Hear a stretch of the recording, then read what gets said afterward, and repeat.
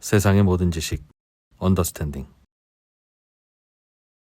자, 또 이 가벼운 분위기의 이 금요일을 또 한 번 심각한 문제로 만들어 주실 분위기로 만들어 주실 분인 것 같습니다. 요즘은 중국 문제가 점점 잘 안 보여서 걱정거리인 것 같아요. 그래서 오늘 또 중국 전문가이신 이철 박사님을 모셨습니다. 어서 오십시오. 네, 안녕하세요. 네.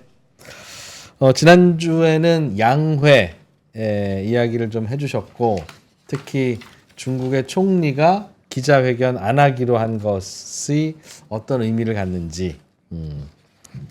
원래 중국은 넘버원인 주석, 넘버투인 총리가 약간은 좀 다른 목소리를 내면서 뭐 민주주의 흉내도 좀 내고 그런 거였는데, 넘버투가 다른 목소리 그냥 안 내겠다라고 한 건 뭔가는 넘버원 쪽으로 계속 좀 힘이 점점 강해진다는 그런 또 현상인 것 같기도 하다. 이런 얘기도 해주셨던 기억이 나네요.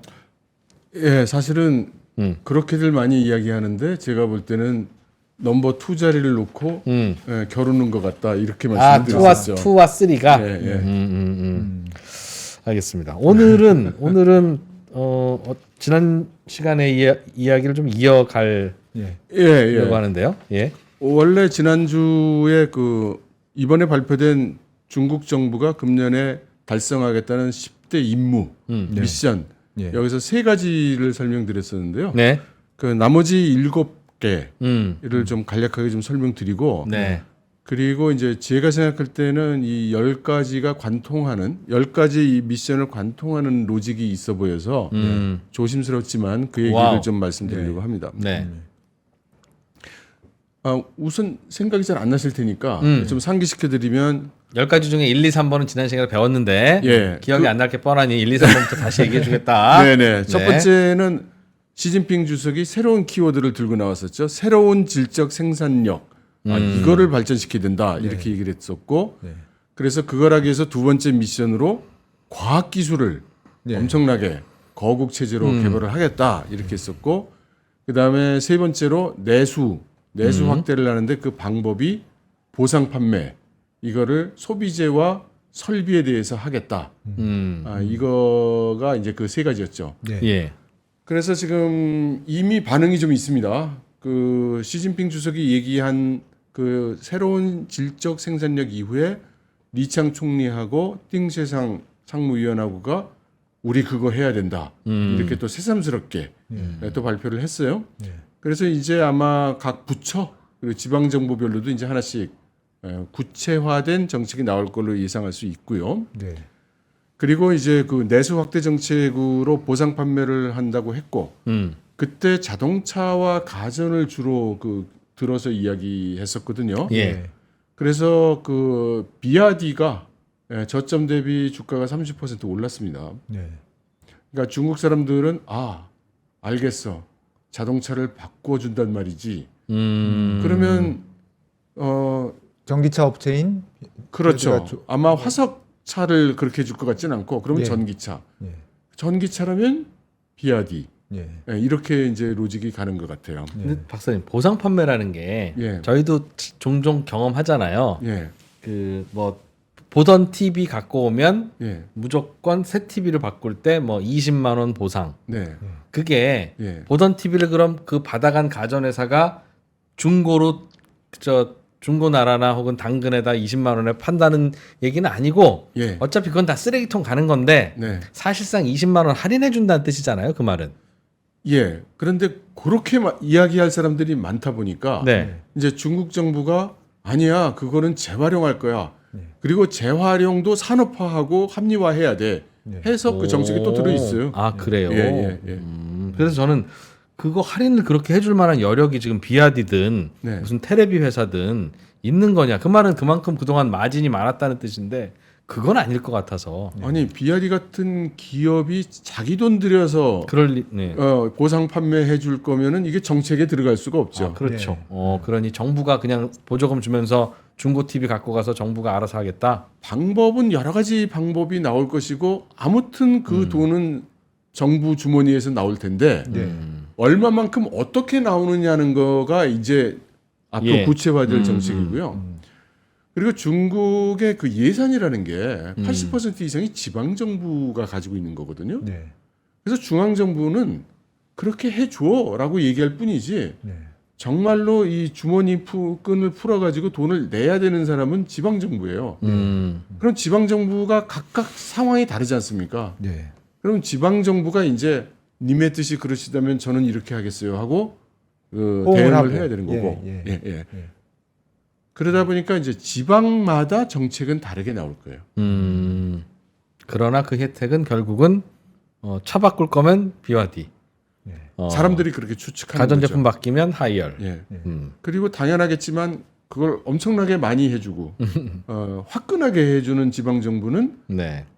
위에서 아이 예뻐라 이럴 것이고 돈이 없어서 별로 못 해주는 지방 정부는 너희는 그럴 줄 알았어 뭐 이런 평가를 받겠죠. 예, 예. 예, 그러니까 지방 정부의 지도부에서는 어떻게 해서든지 이 윗분들을 만족시켜 주려고 지금 머리를 쥐어 짜고 있겠죠. 예. 이게 중국판 양적 완화네요. 미국은 시중에 돌아다니는 국채를 사서 돈을 풀고 네. 중국은 시중에 돌아다니는 낡은 TV와 낡은 자동차를 사서 네. 돈을 풀고. 예. 그러니까 돈을 풀긴 푸는데 미국식으로 풀었다가는 다시 저축 계좌로 들어가거나 이렇게 되고 실제로 물건을 사고 소비로 나타나지 않을 거라는 그런 걱정이 있는 거죠. 네, 알겠습니다. 네. 그래서 그 네 번째 그 정책을 좀 말씀을 드리겠는데요. 예. 이 네 번째 정책이 뭐냐면 내부 동력이라는 정책이에요. 그래서 이게 도대체 무슨 소린가? 근데 이 내부 동력을 중국말로 이제 내생 동력이라고 한자를 쓰는데 이게 또 키워드예요. 제가 키워드라고 말씀드릴 때는 이게 일반 명사가 아니고 중국 공산당이 정책으로 지정하고 정의해서 사용하는 단어라는 뜻입니다. 네, 예. 네, 그래서 특정 의미를 갖는 거죠. 네. 그러면 원래 그 내생 동력이라는 말은 언제 나왔느냐? 이거는 시진핑 주석이 18차 전국 대표 회의 때 많이 주장을 했어요. 네. 그게 뭐냐면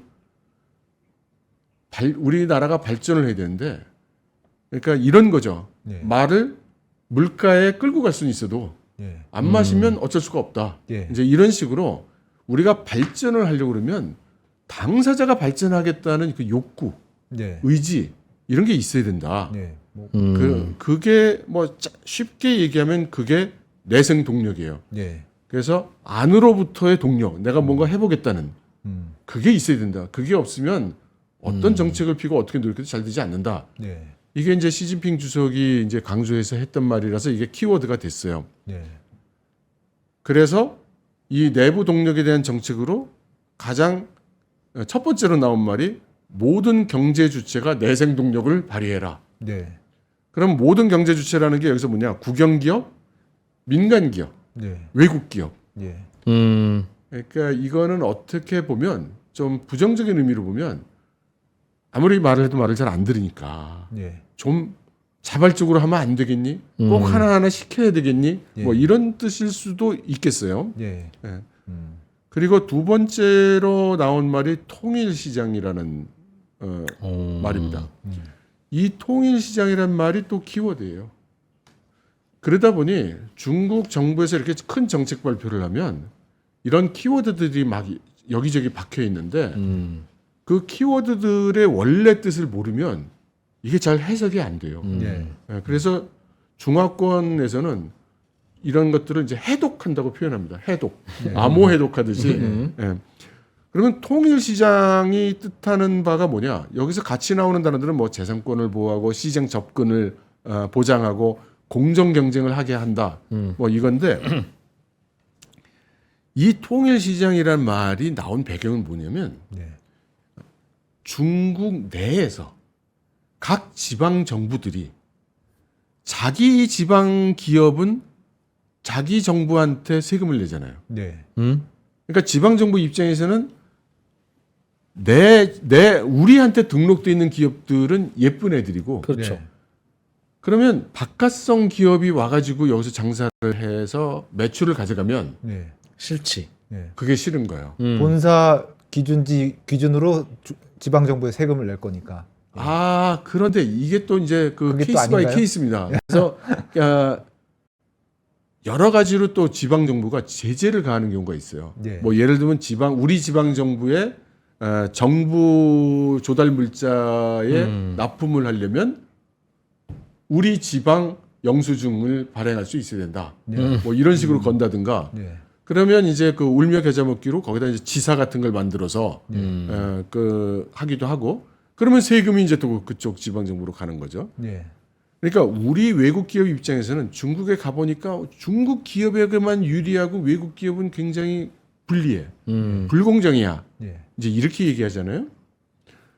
근데 중국 기업가를 만나보면 중국 내에서 똑같아요. 어허. 자기 성, 네. 자기 지방 정부 안에 있는 기업들은 예쁘게 봐주는데 네. 뭐 정부 조달에도 참여를 못한다든가 참여해봐야 소용없다든가 네. 그 여러 가지 그 불이익이 있어요. 그래서 이러면 안 된다. 우리 중국의 그 전략적 그 큰 힘의 하나가 거대 시장인데 네. 이걸 지방 정부는 다 이렇게 나눠 놓으면 이게 큰 시장으로서의 그 파워를 발휘하지 못하지 않느냐. 그러면 안 된다. 그래서 지방 정부들이 가지고 있는 또는 정부가 아니더라도 지방이 가지고 있는 그런 자기 지방 이기주의. 이걸 없애고 전국이 하나의 통일 시장이 돼야 된다. 네. 이렇게 이야기를 하는 거예요. 네. 이게 통일 시장인데 여기 이제 히든 카드가 있어요. 숨은 의도는 뭐냐면 그러니까 이걸 통일 시장으로 가야 되는데 돈이 많은 지방 정부는 넘치고 없는 지방 정부는 아무것도 없으니까 뭘 할 수가 없지 않냐. 네. 그래서 중앙 정부가 예산을 앞으로는 더 많이 가져갈게. 그래서 우리가 분배 자금도 하고 네. 알았지? 그러면 지방 정부들이 좋아할까요? 입이 좀 나올 것 같은데. 그렇죠. 그러겠죠. 죽어라고 저항을 하는 중이에요. 그래서 통일 시장이라는 거를 키워드로 중앙 정부가 계속 주장을 하면서 지방 정부 힘이 빠지겠구나 앞으로. 그렇죠. 이거를 계속 내미는 거고 이 통일 시장이라는 단어가 나온 지가 꽤 됐습니다. 네. 그러니까 바깥에서 보면은 시진핑 주석이 힘이 세가지고 뭐 한마디 하면 다 돌아갈 것 같지만 예. 아니라는 겁니다. 이 통일 시장이라는 키워드 지금 몇 년째 지금 계속 나오고 있는 중이에요. 그것은 잘 안 된다는 걸 반증하는 거죠. 안 되는 이유는 지방 정부가 저항을 하는 거예요? 그렇습니다. 시진핑인데? 그러니까 저항이라는 게 여러 가지 방법이 있죠. 그걸 대놓고 난 싫어요. 이러는 사람은 없죠. 네, 그 앞에서는 다 네, 옳으신 말씀입니다. 이러지만 네. 실제 그 정책을 집행을 하려고 보면 이유는 뭐 각가지 다르고 수십 가지 이유가 나는데 하여튼 잘 진행이 안 되죠. 작동이 안 돼. 보통 그럴 때는 그런 애들 중에 약간 심하다 싶은 친구 하나 불러다가 시범 케이스로 날려버리면 시범 알아서 케이스로 딱 날려버리려고 했더니 네. 옆에서 형님 우리 사람인데요. 뭐 이렇게 되죠. 우리 사람이라면 네. 시진핑 측근. 예. 네. 그러니까 이게 다 얽히고 설켜서 예, 그렇게 쉽지 않습니다. 거기도 시스템 공천이 잘 안 되는구나. 그렇기 때문에 이 통일 시장을 하려면 그 다음 단어 재정 세제 개혁이 뒤따라야 되는 거예요. 네. 그래야 그렇죠. 예, 이게 저는 이 중국이 지방세 국세를 나누는 그 시점에 그 중국에 있었거든요. 그때 아주 큰 변혁이 일어났죠. 그러니까 그 전까지는 중국이 국세청이 하나였어요. 네. 그런데 그때 지방세청과 국세청으로 나뉩니다. 조직이. 네. 그러면서 세금도 나뉘어요. 국세와 지방세로. 네. 그래서 지방세는 지방정부가 가져가고 국세는 중앙정부가 가져가고. 그래서 이제 저희들이 기업 일을 하다 보면 국세청이 그러니까 우리로 치면은 세무서가 두 군데서 전화가 와요. 네. 저희도 그렇습니다. 한국도. 네. 그리고 이렇게 얘기하죠. 그 세금은 우리 줘야 되는데. 아니 저쪽에서 와서 받아갔는데요. 똑같은 세목을 가지고. 네. 그렇죠. 그건 우리한테 내야 되는데. 아니 두 분이서 그건 알아서 결정. 알아서 하셔야지. 어디서 한 장으로 통일해서 보내주세요. 아니 실제로 그 초기에는 그랬어요. 그러니까 재정 세제 개혁을 해야 된다. 먼저 이런 얘기가 그렇게 해서 나오는 거고 내가 왜 중앙에다가 세금을 더 줘야 되는데 이런 반발이 있으니까 인프라 개혁도 하고 그 사회보장 기금도 좀 충실히 하고 네. 저기는 막 마이너스 됐단 말이야. 그걸 보태줘야 되잖아. 뭐 이런 얘기도 하고 의료보험 연금도 좀 고갈되니까 그것도 우리가 메꿔놔야 되지 않겠니? 중앙정부 차원에서 뭐 네. 이런 얘기도 하고 이제 그렇게 되는 거예요. 그러니까 내부 동력이라는 말이 나오는 데는 몇 가지 함의가 있는데 하나는 모든 경제 주체 보고 열심히 해보라는 거는 국가 주도로 자꾸 지시를 하는 게 지금 큰 힘을 발휘 못하고 있다. 네. 이런 반증이라고 생각할 수 있고 그다음 지방정부가 여러 가지로 저항하고 있는 것을 아직 완전히 휘어잡지 못했다. 이렇게 생각할 수 있고 각 지방의 재정이 어려워지는 국면이 나타나다 보니까 이제 현실적으로 이런 사회연금이라든가 이런 것들이 문제가 지금 불거지고 있다. 이제 나타나고 있다. 이제 이런 증거로 볼 수 있죠. 그거를 우린 문제가 많아 이런 식으로 표현하지 않고 내부 동력을 발휘해야 된다. 이렇게 표현을 하는 거라고 할 수 있습니다. 네. 서로 분배를 잘하자 지역별로 원팀. 중앙 정부의 힘을 실어줘라고 할 수 있죠. 한마디로 표현하자면 네. 우리가 힘을 좀 쓸게. 돈은 너희가 좀 우리한테 양보해라. 이런 뜻이라고 할 수 있죠. 네. 중국이 아직도 저쪽 미국처럼 유나이티드네요. 여기저기 지방이 그래도 그걸 얘기를 뭐 매번 설득해야 되고 그러는 걸로 봐서 우리나라는 사실상 중앙 집권이라. 그러니까 전에도 한번 말씀드린 것 같은데요. 중국은 아직 완전한 법치가 아니에요. 그러니까 지방마다 차이가 너무나 크기 때문에 네. 일률적으로 시행할 수 없는 경우가 많아서 큰 원칙만 그 결정을 하고 구체적으로 시행할 땐 지방 정부가 상당한 자율권을 가지고 시행한다고 이제 말씀드렸죠. 어쩔 수 없이 그냥 그걸 방치한다는 거죠. 그렇게 하는 걸. 그러니까 그거를 그런 체제에 지방 정부들은 익숙해져 있고 내가 힘을 쓰는데 중앙 정부 입장에서 그걸 좀 가져오려고 하는데 네. 지방 정부는 당연히 저항하는 거고 그렇게 쉽게 중앙 정부 쪽으로 이전이 안 되는 거죠. 네. 알겠습니다. 네. 조금씩 가져오는 방향이니까 그냥 그렇게 흘러가는 방향이네요. 원래도. 그런데 좀 중앙 정부 입장에서 지도부 입장에서 좀 마음이 급한 거예요. 이게 원하는 속도대로 팍팍 당겨오질 않고 네. 이게 지지부진하다는 거죠. 자꾸 지역 화폐 같은 거 쓰면 안 되는 거예요. 그래서. 그 얘기죠? 네. 국내 정치를 여기다가 네. 그 다음 다섯 번째는 그 대외 개방을 확대한다고 했어요. 네. 근데 여기서 이제 한 가지 말씀드리고 싶은 게 있는데요. 중국의 그런 무역이 뭐 수출이 늘어든다 줄어든다보다 중요하다고 생각되는 게 구조 변화입니다. 내용이 조금씩 변하고 있다는 게 이제 중요하다고 생각이 들고요. 우선 상품 무역이 좀 감소를 했습니다. 작년에 5% 감소했다고 나오는데 그렇다면 서비스가 늘었다는 얘기죠. 그럼 5% 정도 차이가 나는 건 상당히 큰 숫자입니다. 네. 그리고 수출도 서방으로의 수출은 줄었어요. 그런데 비서방으로의 수출이 서방으로의 수출이 줄은 것보다 더 늘었습니다. 러시아 이런 데 갔다는 거죠? 예, 뭐 브릭스 글로벌 사우스 쪽의 수출이 더 늘었어요. 그러면 중국 입장에서 지금 잘하고 있는 겁니까? 못하고 있는 겁니까? 잘하고 있는 것 같은데요? 예, 나름대로 선방을 하고 있는 거예요. 근데 양적으로는 선방하고 있지만 질적으로는 여러 가지 문제를 또 잉태를 하고 있고요.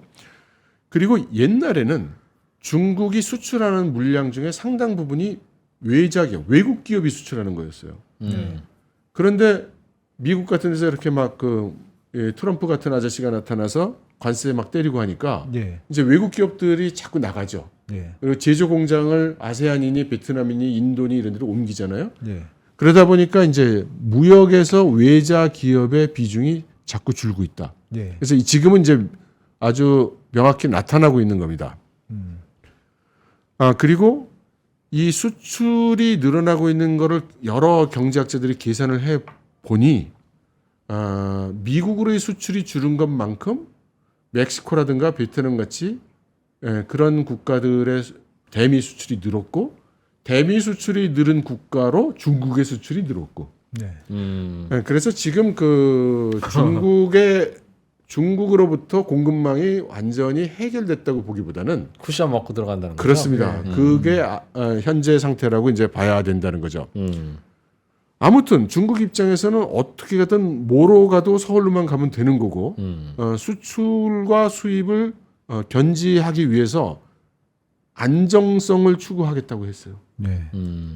그러니까 서방으로부터는 계속 제재받고, 예.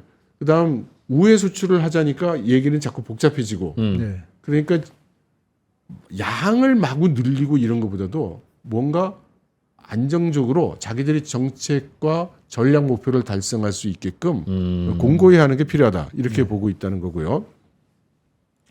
그다음 피부로 느껴지는 것이 그 외국 기업에 대한 개방입니다. 네. 지금은 거의 너무나 분명하게 나타나죠. 지금 진행되고 있었던 그 정상 포럼 지금 베이징에서 하고 있는 네. 여기에 지금 애플의 팀쿡도 가 있고 뭐 이렇게 여러 세계적인 기업가들이 가 있잖아요. 네. 그래서 아주 예외적으로 총리를 제끼고 시진핑 주석이 직접 나서가지고 기업인들 만나고 우리 중국 안정적이다. 네. 투자해라. 우린 번영할 수 있다. 네. 이렇게 얘기를 하는 것도 그 일환이죠. 그러니까 외국 기업 나가는 것에 대한 위기감을 느끼는 거고 들어오라는 건데 네. 떡을 줘야 되잖아요. 네. 그래서 지금 네이밍 카드가 지금 두 가지입니다. 크게는 예. 제조업 분야는 외국인 투자 제한을 전면 폐지한다고 그랬어요. 이거는 사실 내용은 굉장히 엄청나요. 내용을 읽어보면 기존에는 그 중국에 공장 만들려면 그 중국 합작해야 파트너 돼. 합작해야 되는데 네, 그거 뭐 반반으로 없애겠다고. 들어간다든지 그래야 된다. 뭐 그런 거. 그냥 너희들 100% 독자 투자해 이렇게 되고 네. 그 다음에 뭐 일 잘하고 그러는 데는 예쁜 제조업은 중국 증시에 상장도 시켜줄게 지금 이렇게 돼 있고 서비스도 풀어줄 수 있는 거 풀어줄게. 그래서 네. 통신, 의료 뭐 이런 거 일부 그럼 우리 개방할게. 네. 우리나라도 통신시장 개방 안 돼 있죠. 그렇죠. 외국인이 통신회사 지분 제한이 있죠. 예. 근데 이제 중국이 이제 풀겠다고 얘기를 하고 있는 겁니다. 그러니까 상당히 그 파격적인 거고요. 그다음 1대1로 회랑 쪽과의 협력은 더 강화한다고 했습니다. 이게 의미하는 바를 좀 생각해 보면 많은 분들이 1대1로 사업을 해서 다 망하지 않았느냐. 네. 이렇게 이야기하지 않습니까? 그런데 굳건하게 우린 계속 공고해 나갈 거고 계속 할 거야 라고 얘기를 하고 있어요. 그래서 저의 주장은 1대1로 사업은 경제적 목적보다 국가 전략 목적이 더 크다. 네. 이렇게 말씀을 이제 드린 거고요. 그리고 무역에 대한 제재, 선진국의 압박에 회피하기 위해서 소위 다자간 무역 시스템을 최대한 활용하겠다라고 하고 있습니다. 네. 그래서 RCEP라든가 CCTPP 같은 거 아주 적극적으로 가입하겠다는 것이고 관심이 있으실 수도 있고 없으실 수도 있는데 그 RCEP는 이미 그 협정이 맺어졌고 중국도 들어왔고 우리나라 들어와 있죠. 네. 그리고 지금 중국이 그 들어가겠다고 신청을 해놓은 CPTPP라는 게 있는데 옛날에 일본하고 미국이 같이 협력해서 하려고 했다가 그게 잘 안 되고 트럼프 대통령이 들어왔을 때 나 이딴 거 안 해. 그래가지고 나가서 지금은 이제 일본 주도의 그 아시아 태평양 경제 협력으로 돼 있는데 조건이 굉장히 까다롭고 의도적으로 중국은 못 들어오게 조건을 달아놓은 거죠. 근데 여기에 중국이 꼭 들어가겠다고 하고 있습니다. 네. 여기서 아마 전략적으로 활용될 것이 그 자유무역 지구일 것 같아요. 이건 제 추측입니다. 예. 중국의 자유무역구 특별구라는 게 있어요. 그럼 예를 들어 그 상하이에도 있고 베이징에도 있습니다. 그럼 뭐냐면 상하이시의 한 지역을 딱 정해가지고 여긴 특구야. 자유무역 특구야. 그래서 여기서는 중국 법의 규제를 받지 아니하고 많이 그 조건을 풀어줄 테니까 여기서는 그 비즈니스를 글로벌로 해도 돼라고 하는 거예요. 네. 근데 실제로는 여기에 그 가장 큰 의미가 뭐냐면 외환 거래가 자유롭게 돼요. 돈을 보내고 받고 가. 그러니까 거기로 누가 들어오냐면은 외국의 금융기관들이 들어옵니다. 그렇게 해서 이제 그 투자를 하고요. 예. 그런데 이걸 전략적으로 활용하려는 거예요. 왜냐하면 CPTPP가 홍콩과 타이완 같은 데를 수용하기 위해서 국가 단위로 가입을 하는 게 아니라 지역으로도 가입할 수 있게 돼 있어요. 네. 왜냐하면 타이완도 신청을 했거든요. 그럼 중국이 그렇잖아요. 뭐 타이완은 우리 중국의 일부고 나라가 아니다. 그러니까 이제 이걸 처리하기가 좀 어려운 거죠. 그래서 처음부터 국가 및 지역 이렇게 했어요. 가로 열고 지역은 홍콩, 뭐 예를 들면 네. 타이완 이런 데인 거죠.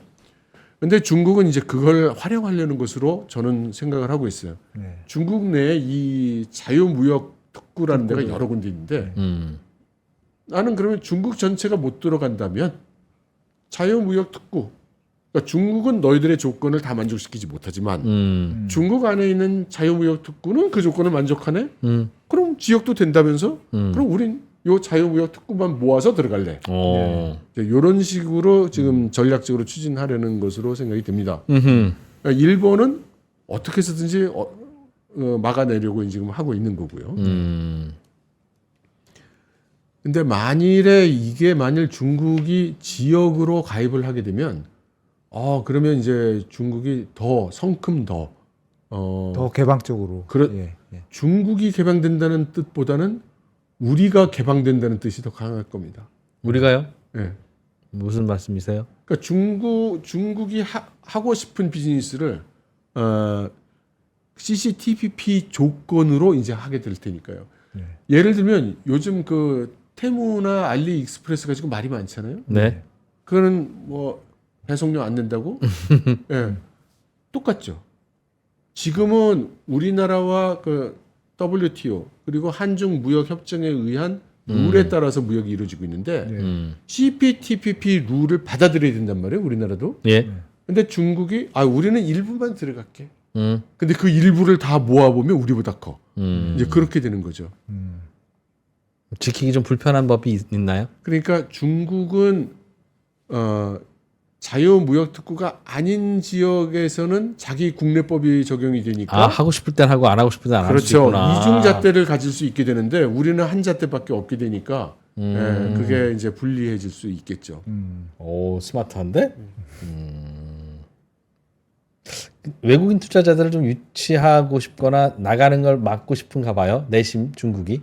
그래서요. 지금 그 중국에 살고 있는 외국인, 특히 회사원들, 예. 주재원들에 대해서 좀 여러 가지 그 회유책이 나오고 있어요. 잘해줘요. 그러니까 옛날에는 이 비자 1년씩 내줬거든요. 네. 지금 2년씩 내주고요. 2년씩을 2번 연장한 사람은 5년 내준다 이렇게 얘기를 하고요. 그다음 뭐 이제 그 영주권에 해당되는 비자도 있거든요. 그것도 이제 완화시켜 준다고 그러고 그러니까 자꾸 뭔가 풀어주고 외국인들한테 인센티브를 좀 주고 있어요. 너무 자잘한 것만 인센티브를 주고 외국인들이 나가는 여러 이유 중에 근본적인 건 네. 합작을 해야 돼서 불편해서가 아니라 기껏 합작이고 뭐고 해서 했더니 돈 버는 거 돈도 못 빼가게 하고 그리고 언제 정책 바뀌어서 기업 날아가는 것도 뭐 그때 다르고 특히 외환 거래는 항상 불편하고 이제 그런 것 때문에 나가는 거는 아니에요. 외환 거래가 불편한 것은 사실입니다.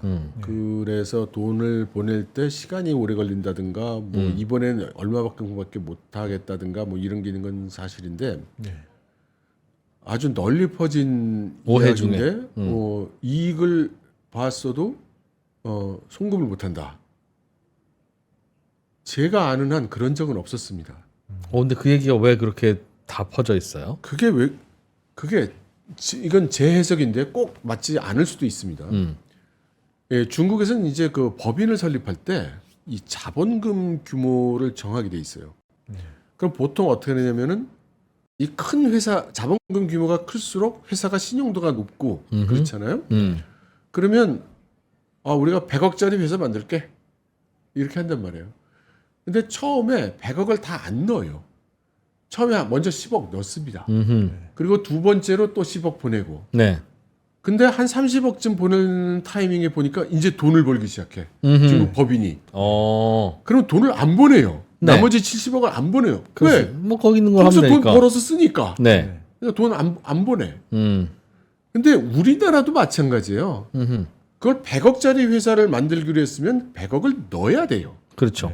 그래서 과실송금을 하려면 너 원래 넣기로 했던 돈 다 넣고 여기서 내기로 한 세금 다 내고 여기 그 종업원들 급여 다 주고 그리고 과실송금 가져가. 이익 난 거. 뭐라고 안 해. 똑같네요. 예, 근데 이제 그 기업인들 생각은 다른 거죠. 어이 30억 넣었으면 됐지. 야, 그건 그때 얘기지. 내가 70억을 그 생으로 그럼 또 넣어야 돼? 이제 필요도 없는데? 그러면 중국 외환관리국에서 그럼 송금 안 됨. 그러면 이제 분노하는 거죠. 막 나쁜 놈들만. 내가 번 돈 왜 못 빼냐? 그렇죠. 그러면 처음부터 10억짜리 회사 만드시든가. 이게 이제 중국 입장인 거죠. 그거는 중국의 논리가 옳은 것 같은데요. 그래서 이 많은 경우에 그 한국 기업인들이 일부러 그런다기보다는 처음에 이 기업을 그러니까 합작 법인을 세울 때 그게 계약이거든요. 그러니까 우리나라에서 회사를 설립하면 회사를 설립하는 거고 예. 여기 설립을 했기 때문에 내가 무슨 거래 제한을 받는다고 생각 안 하잖아요. 근데 중국에서는 합작 법인을 만드는 건 이건 프로젝트예요. 예. 그러니까 영구 불변하고 계속 유지되는 기업이 아닙니다. 그건 딱 허가를 50년이면 50년, 70년, 70년을 딱 허가를 받은 프로젝트예요. 예. 그래서 그 프로젝트의 규칙을 준수해야 되는 거죠. 근데 그 처음에 만들 때 자기가 어떤 계약서에 사인을 하는지를 잘 이해하시지 못한 상태에 사인하는 경우가 많아요. 예를 들면 세금 감면 해준다. 3년간. 예. 근데 이제 3년은 안 들었죠. 그냥 본인은 세금 감면 해준다고 들은 거죠. 누구한테? 그때 일했던 사람들한테, 직원들한테 그렇게 들은 거예요. 그러니까 3년 되고 나서 세금 감면이 끝나. 그러면 세금이 많이 나와. 그럼 또 분노하죠. 이것들이 좀 지난 3년간 뺑뺑이 쳐서 드디어 돈을 좀 벌게 되니까 네. 갑자기 세금을 때리는구나. 그렇지 않습니다. 다 법이 있고 함부로 하는 거 아니거든요. 뭐 그런 경우는 있을 텐데. 폴 마이너님께서도 좋은 질문 주셨네요. 예. 합작법인인데 예. 자본금을 다 안 넣고 예. 지분을 어떻게 받냐? 네. 그럼 저쪽 중국 쪽 상대방은 바보냐? 네. 그쪽이 알아서 당연히 돈 더 넣으세요 하겠지? 그런 질문 같은데요. 그 굉장히 맞는 말씀이신데요. 네. 실제로 중국 측도 그렇고 외국인 측도 그렇고 단계별로 내도록 그렇게 처음에 법인을 만들 때 계획에 그렇게 합의하면? 할 수 있어요. 그리고 대개 그렇게 계획을 세워요. 어떻게 될지 모르잖아요. 그래서 분할로 납부한다고 이렇게 계획을 세워놓는데 이게 두 가지 상황이 다 마찬가지예요. 내가 100억을 넣기로 했는데 30억쯤 넣었을 때 보니까 생각했던 것과 달리 이거 제대로 비즈니스를 할 수 있을 것 같지가 않아요. 그러면 70억 안 넣고 싶겠죠? 장사가 잘 돼도 그래요. 장사가 잘 돼도 이제 돈 넣을 필요가 없어. 그래도 넣기가 싫잖아요. 네, 그런 양쪽 다 그런 경우가 많이 있습니다. 그런 게 있었군요. 네. 그 봐요. 이렇게 2%가 질문하니까 이런 거 다 알게 되잖아요. 네. 예, 그리고 이 6번째로 이제 중점 영역 리스크 해소를 한다고 발표를 했는데요. 저는 이게 굉장히 관심이 있었어요. 그래서 이걸 좀 설명을 좀 드리고 싶어요. 중점 영역에 리스크가 있다는 얘기네요, 일단. 그렇죠. 그러니까 그런데 이게 금년도 과제잖아요. 그리고 대부분 우리는 무슨 경제 정책이 나올 걸로 생각을 하지 않습니까? 그런데 중점 영역 리스크를 읽어보면 이게 경제하고 관계 있는 건가? 하고 고개를 갸웃거리게 돼요. 한번 보시죠. 1번으로 나온 게 식량 안보를 개선하겠다는 거예요. 식량 안보. 그래서 식량 생산, 식량 저장, 식량 가공을 확충하겠다. 좀 이상하죠? 좀 예상했던 그 이야기는 아니에요. 전쟁 준비한다는 거구나. 저는 그렇게 연결이 됩니다. 그 다음 이제 수자원 안보를 하겠다고 했어요. 그래서 국가 수자원망을 건설하겠다고 이렇게 했습니다. 근데 옆에 제가 그 지도를, 그 수자원 지도를 아주 작은 거지만 이렇게 올려놨는데 여기 보시면 제가 옛날에 한번 중국의 수자원 설명드린 적이 있죠. 예. 그래서 이 장강, 양쯔강 쪽에 뭐 삼엽댐도 세우고 여기서부터 운하를 만들어서 남수 북조라 해서 예. 지금 황하 쪽으로 물을 댄다고 말씀을 드렸습니다. 지금 그 산동반도 쪽에 있는 이 이쪽, 예. 이쪽으로 가는 게 이제 그 동선, 그러니까 동쪽에서 동선. 그 다음에 중간에 있는 그 중선이 완공이 돼 있고 지금 서선 여기를 지금 만들고 있거든요. 예, 요게 다 되면은 이 황하에 물이 차서 거기에 10,000톤급 화물선이 다닐 수 있게 된다고 했어요. 그리고 또 기억하실지 모르겠지만 중국이 원자력 발전을 배에다 올려놓고 하고 배 밑에다가 물속에도 넣고 한다고 했죠. 그래서 그 원자력 발전소들이 이제 그 황하 안으로 왔다 갔다 할 수가 있게 됩니다. 네. 그리고 결정적인 게 중국이 지금 수자원이 많이 부족한 상태예요. 예. 근데 그 보통 수자원 그러면 강물이 말랐네 또는 수량이 줄었네 라고 이제 생각을 하잖아요. 네. 근데 눈에 보이지 않게 엄청난 큰 영향을 주는 게 지하수입니다. 네. 그래서 대부분의 이 강이 직접 흐르지 않는 지역에서는 농사 지으려면 되게 우물을 쓰든가 이 지역 하천을 쓰든가 그렇잖아요. 네. 그럼 지역 하천이 사실은 근처 지하수에서 이제 나오는 거죠. 이 지하수가 엄청나게 지금 수위가 내려가고 있어요, 중국이. 네. 그러니까 옛날에는 우물을 파려면 한 10m 파면 우물물이 펑펑 나왔는데 지금 막 30m 파고 50m 파고 그래야 물이 나오는 거예요. 네. 그래서 물이 땅에서 수분이 사라져가고 있기 때문에 이거를 완전히 갖다 대야 되는 겁니다. 그래서 이 남서북쪽 프로젝트 외에 전국의 이 하천들을 서로 막 그물처럼 이어가고 지하수를 보태주는 그런 전국적인 망을 이제 건설하겠다고 합니다. 네. 이거 역시 만일의 경우를 이제 생각한 그 고려가 있다고 생각이 되고요. 그 다음에 이제 에너지 안보 얘기가 나와요.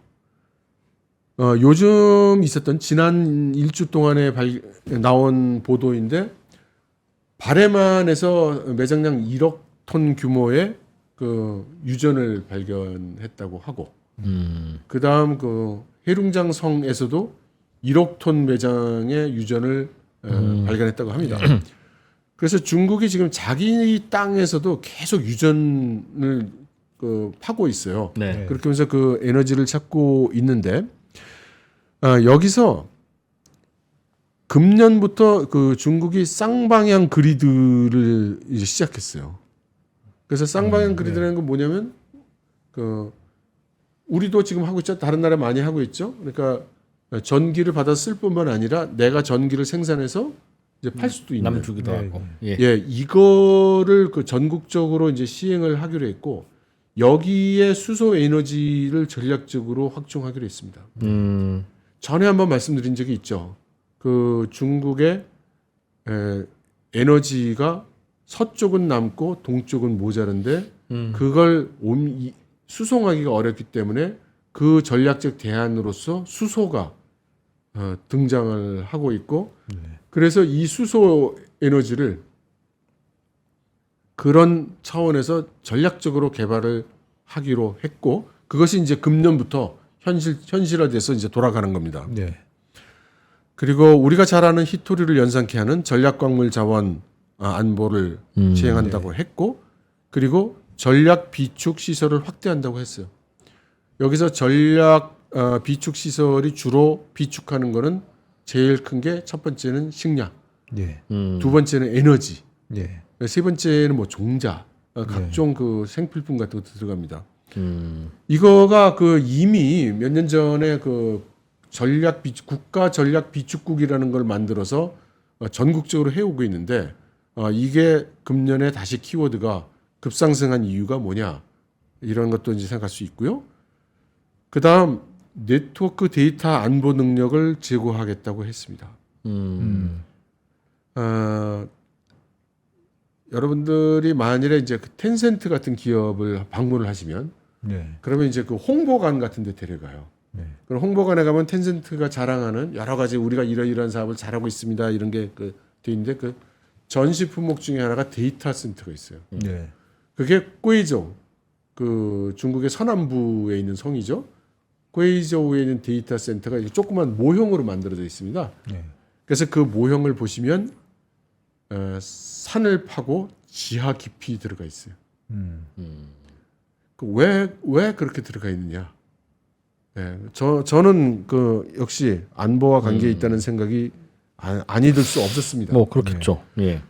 그래서 이 데이터국이 이제 그러니까 국가 데이터국이라는 것도 만들어졌어요. 차관급이 책임을 지는. 네. 그래서 이 데이터국이 무엇을 할 것인가가 지지난주에 그 확정이 됐습니다. 근데 여기서 이제 하는 일이 뭐냐? 앞으로 아마도 이 국가 데이터국이 역점으로 추진할 사항 중에 하나가 AI 데이터 센터가 될 걸로 보입니다. 네. 지난 시간에 AI 플러스 얘기 나왔잖아요. 예. 예. AI 플러스가 과학기술 쪽 응용에서 가장 큰 화두로 이제 나올 것으로 보이고, 그럼 많은 사람들이 AI를 이제 이용하고 많은 기업들이 그걸 활용을 해야 되는데 미국이 AI 칩 제공 못하게 하고 각종 제재를 다 하고 있잖아요. 네. 그러니까 중국 입장에서는 한 군데 모아서 국가가 지원해서 대규모로 AI 데이터 센터를 만들고 여기에 국가 데이터를 갖다 놓고 기업들이 거기서 활용할 수 있도록 이제 그렇게 해주려는 것으로 보이죠. 아주 인공지능 개발을 하면 데이터가 필수니까. 그렇죠. 무엇보다도 이제 이렇게 하면 많은 기업, 스타트업들이 접근하기 어려운 AI 인프라에 이제 쉽게 접근할 수 있게 되죠. 그래서 예. 그러면 이제 지난번 과학기술 때 말씀드렸듯이 모든 분야의 기술 인력들을 확충을 하고 키우고 반도체 같은 경우는 지금 그 반도체 전문 대학을 계속 만들고 있는데 지금 그 목표는 수십만 명 연간 수십만 명을 뽑아서 양성하는 이제 그런 계획으로 돼 있어요. 이미 10년만이 됐으니까 반도체 학과 학생 수가 앞으로 이제 점점 더 많아질 겁니다. 네. 그리고 우리가 짐작할 수 있었던 리스크는 이제 나옵니다. 네. 재정 리스크. 네. 그래서 지방 정부 보고 재정에 문제가 좀 심한 데는 그 무슨 소비 진작 네. 이런 거 하지 마. 하지 마라. 네. 섣불리 무슨 그 보상 판매 이런 거 하지 마라. 네. 괜히 그런 거 한다고 했다가 지금 쌓여 있는 부채를 훨씬 더 크게 만들 우려가 있다. 근데 그렇게만 만들면은 또 GDP 성장을 못 할 거 아니에요. 그래서 12개 그 지방 정부에다가 억제를 지시하고 나머지는 진행시켜 이렇게 해서 네. 한쪽에서는 GDP를 만들어내고 한쪽은 참아라. 이제 이렇게 편을 갈라서 이제 하고 있는 겁니다. 그리고 이제 부동산을 안정시키기 위해서 이제 무진 애를 쓰는 거고요. 그러나 여러 번 말씀드렸듯이 지금 중국 공산당의 정책을 보면 그래서 뭐 비그웬, 헝다 에버그란데 뭐 이런 데를 뭐 지원해 준다? 세금으로 PF를 보전해 줄게? 뭐 이런 거 없습니다. 네. 아주 분명하게 얘기를 하고 있어요. 그래서 지금 중국 같은 경우에 이제 상식적으로 상식인지 아닌지 모르겠지만 우리가 제가 생각할 때는 오너는 이제 끝난 거예요. 문제난 그 부동산 기업들은. 그러니까 우리나라보다도 그 중국이 그 국민정서법이 더 세거든요. 그러니까 전국을 이 난리를 만들어 놓고 부동산 개발회사 오너는 또 역시 부자로 이렇게 산다? 이건 안 되는 거죠. 그래서 회사는 살아남더라도 오너는 그 회사를 떠나야 되거나 뭐 이런 상태로 이제 될 것으로 보이고, 그리고 회사를 살리는 것보다는 프로젝트를 살려서 어쨌든 그 분양받은 사람들이 제대로 집을 가져갈 수 있도록 최선을 다하는 이제 그렇게 될 거라서요. 그래서 부동산 가격이 이제 뛴다든가 무슨 부동산 PF를 도와준다든가 이런 거는 상당히 제한적일 것으로 보입니다.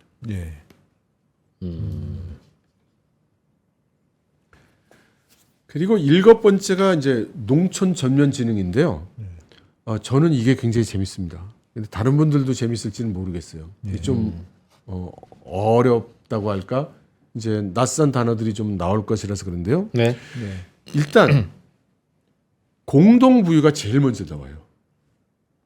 그래서 공동부유는 그 시진핑 주석이 강조해서 아주 세계적으로 유명한 단어가 되는데 이것도 키워드예요. 그래서 특정한 의미가 있는 거죠.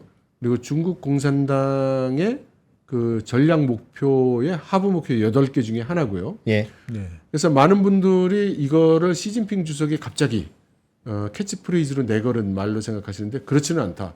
과거부터 있었던 목표고 그것을 시진핑 주석이 강조하고 재조명한 거다. 이렇게 이해해 주시면 좋겠고요. 그래서 이 그 농촌 전면 지능 부분이 이제 문장이 좀 긴데 그거를 좀 그 간략히 추려서 말씀을 드리면 공동부유를 해야 된다. 그럼 공동부유를 어떻게 하느냐? 도시화를 한다. 농촌을? 그렇죠. 이 도시화도 키워드예요. 그러니까 중국은 이제 농민과 도시민, 농촌과 도시 이렇게 나뉘어져 있었거든요. 여태까지. 근데 이게 아니잖냐. 그래서 도농을 합쳐야 된다. 도농융합 이렇게 해야 된다. 그걸 하기 위해서 농촌을 하나씩 도시화를 한다. 이제 이런 개념이었다가 요즘 와서 달라진 게 아니다. 그 방향 말고도 농촌의 현실적인 생활 수준이 도시화되면 되는 거 아니냐. 이런 얘기도 나왔어요. 아무튼 이 농촌을 도시화한다는 정책을 통해서 공동부유를 실현한다는 거예요. 중국의 대다수의 그 빈곤층은 농민입니다. 그러니까 농민이 도시민처럼 잘 살면 되는 거죠. 그래서 농촌이 줄어들고 도시가 늘어나면 되는 거예요. 이런 논리입니다. 도시화. 그럼 농민이 농촌을 떠나야 되는데 어떻게 떠나느냐? 몇 번 말씀드린 적이 있는 토지 유전을 통해서 떠난다. 기억하실지 모르겠지만 토지 유전은 농촌의 그 토지가 이게 마을 공동 소유로 되어 있기 때문에 이게 그 활용하기가 어려우니 이거를 농민들이 다 같이 일종의 리스와 같은 방식으로 기업에게 계약을 해서 기업이 그 땅을 활용하게 하는 거예요. 근데 과거에는 이게 공장을 만든다거나 대규모 태양광 발전을 한다거나 뭐 이런 거였는데 지금은 대부분 영농 기업이 들어가서 하고 있습니다. 당연히 영농기업이니까 농사 짓겠죠. 그런데 이게 무슨 차이가 있냐면 예를 들어서 내가 식료품 깡통 공장을 만든다 그러면 공장을 만드는 땅이 그렇게 많이 필요한 건 아니에요. 그러니까 농민들 입장에서는 우리 농촌의 땅 중에 일부를 주고 돈은 뜨뜻하게 받는 이런 계획이에요. 근데 영농기업한테 이 농토를 주면 홀라당 가져가게 돼요. 영농기업이. 그러니까 공장 하나 세우는 땅 빼고는 아직 다 우리 거라는 개념에서 그 반대가 되죠. 여기 우리 식당 할 부지 빼놓고는 다 영농기업 거가 되는 그런 계약이 되는 거예요. 그래서 대규모로 농민들이 그 땅을 떠나게 됩니다. 자기들 땅 준 건 아니고 자기네 땅 준 거죠. 영농기업에 넘기고 그렇죠. 떠나게 된다는 거죠. 예. 물론 그래서- 일부는 그 영농기업에 취업도 하겠습니다만 예. 대부분 상당수는 그 농촌을 떠나게 되죠. 왜 넘긴다고 하셨죠? 계약을 하는 거니까요. 예, 계약을 해서 더 잘 살게 그 지역을 잘 살게 하려는 그런 목적인가요? 영농기업으로 하여금? 예, 여러 가지 다목적이 있습니다. 그러니까 그 이제 정부 차원에서는 손을 댈 수가 없는 그 넓은 중국 전역의 농토를 활용할 수 있는 땅으로 만든다는 것이 있고, 예. 그걸 위해서 이제 농민들을 설득하는 과정이에요. 예. 그렇지만 이제 이러한 그 토지 유전 계약을 하게 되면 일단 농민들은 계약을 할 때 마치 매각을 한 것처럼 목돈을 손에 쥐게 됩니다. 예. 그다음 여기서 얻어지는 수익의 일부분을 또 그 배당을 받아요. 예. 그래서 그리고 운이 좋으면 거기에 직원으로 취업도 할 수 있어요. 그러니까 여러모로 좋지 않냐. 이제 이런 얘기인데 잘못하면 크지도 많지도 않은 돈을 받고 내 고향에서는 쫓겨나서 어디론가 가야 되는 난민처럼 그렇게 될 위험도 있는 거죠. 네. 뭐 선택이겠죠. 예. 그 고향 떠나서 난 도시로 가서 일할래 하는 분들 입장에서는 근데 잘 생각해 보시면 농민은 도시에 들어갈 수가 없잖아요.